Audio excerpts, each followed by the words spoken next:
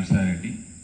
నేను పదవి విరమణ నుండి చేసిన ఉపాధ్యాయుని. ఆర్య సమాజ్గా నాకు గత 30 సంవత్సరాల నుంచి సుపరిచయం. వారు గత 20 సంవత్సరాల నుంచి సుపరిచితులు. ఆర్య సమాజ సభ్యులు చాలా ఉన్నారు.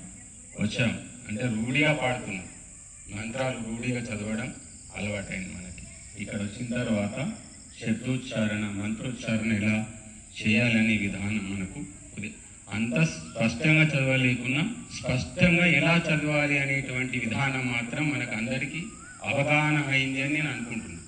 నాకైతే అయింది, కానీ అంత స్పష్టంతో చదవలేకపోతున్నా, కానీ ప్రయత్నం చేస్తే సాధించగలుగుతాం అనే ఆత్మవిశ్వాసం మాత్రం అందరికీ కలిగింది. నాకైతే కలిగింది, అందరికీ కలిగిందని నేను అనుకుంటున్నాను.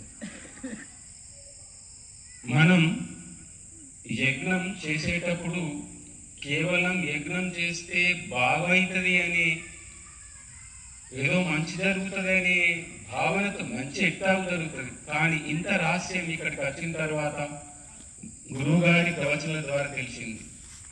ఇదే సుదర్శన చక్రం, ఇదే విశ్వానికి సూత్రం.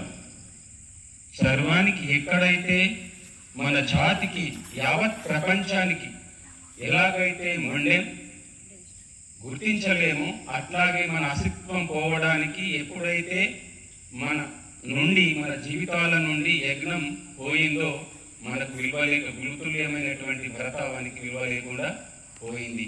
అందుకే ఋషి దయానందుడు బ్యాక్ టు ది వేదాస్ ఆ ప్రయత్నం చేస్తున్నారు. అందులో మనం సంఘంలో వచ్చినాం.